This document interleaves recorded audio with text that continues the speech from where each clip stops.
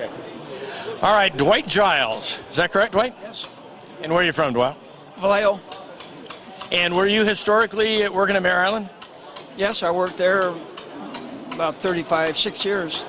Now, what was your craft when you were there? I was a journeyman machinist, and then I went up to nuclear inspection. I was a supervisor in nuclear inspection for about 20 years. The reason I ask is because we had so many people at the show previously that were not machinists per se as a trade. And so it's interesting the people that are not, and you are one of the best resources, all of them. Yeah. Well, I am a journeyman machinist. Although I got out of my apprenticeship and I worked in the shop for a few years, and then I left, but I found a good hobby.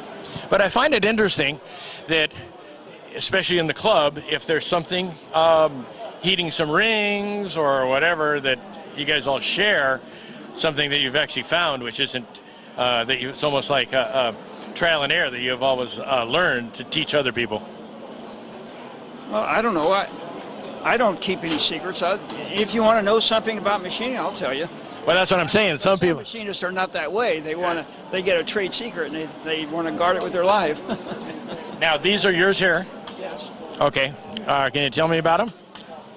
This is a model of a 1914 gray, and it has a 1-inch 850 thousandths bore, and it's a hit and miss engine, and the gray later on turned into a gray marine. And what was this? What would this be used for in a full size? It was a stationary engine that was used for any place you needed stationary power. I mean, they used them on the farms, in the oil fields, or any place. You know. For pumps? For pumps.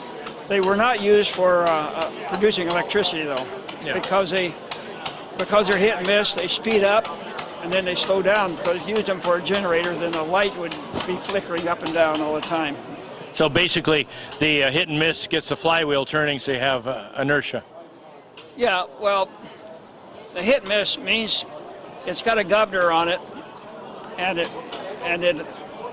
the governor holds the exhaust valve open when it's not firing, and then when it slows down, it allows the exhaust valve to close. Then it fires, and it'll usually turn anywhere from, depending on the engine, maybe a few turns, maybe up to even 10 or 15 turns before it fires again. Okay.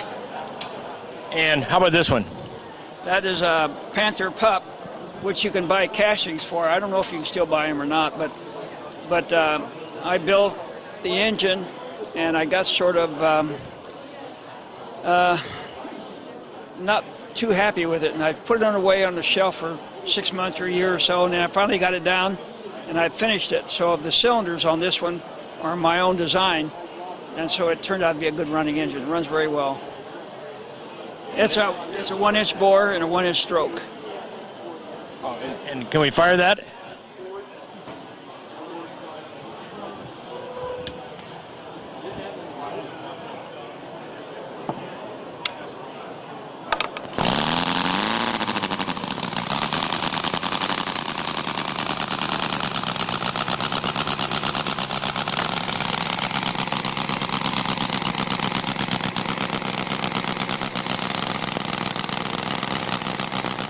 And how many RPM is that running at? The most I've tacked this one, I think the fastest I've ever tacked is about 6,500 RPM. And it usually idles around 2,000 or so, 2,500. Wow. And it's got a splash system in them like the old Chevy 6s had. And it hadn't got an oil pump, but it's got dippers on it. And it'll run about 5 minutes on this fuel tank. It's pretty thirsty. Wow. Now, this is your Chevy V8? Well, I understand they were loosely designed after LaSalle V8. Okay. That was before the Second World War. And the block in it is a Challenger block. It's a 3-main block. And we did have a lot of problems with the center main in it because they aren't very sturdy, and we did knock out the center main a couple of times until we got them fixed now, and they haven't had any more trouble with that. So did you cut that block? Ken Hurst and I built 3 of these things. He did all the big stuff, and I did all the little stuff. Oh, okay. I made the valves, the heads, the oil pumps, the water pumps, and the rods, pistons, rings, all the little stuff, manifolds. The manifolds are all stainless and welded, TIG welded. I made all that stuff, and he did the block and the supercharger, and so we should have shared. We shared construction on it. We've got 4 more of them coming along. That's a 5 main block, and the 5 main block engine is an offshoot.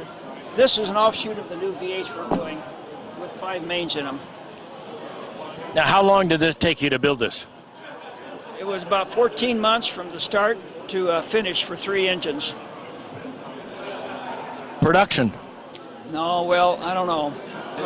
Man, production. Can you fire that up, Dwight?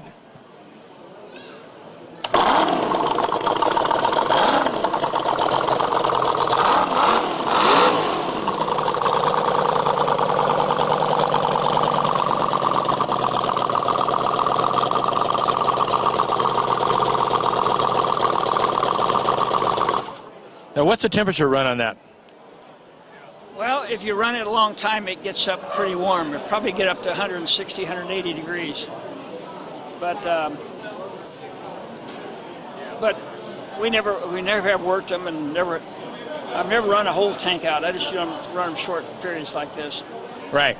The radiator, I made the radiator shell and the radiator. There's a radiator shop over in Concord that builds radiators from scratch. I mean, they take the sheet metal and everything, and so I talked to the guy, and he built me about 9 of these radiators.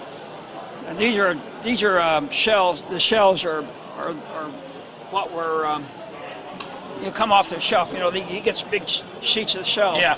And then he built the radiator up to the sizes I gave him.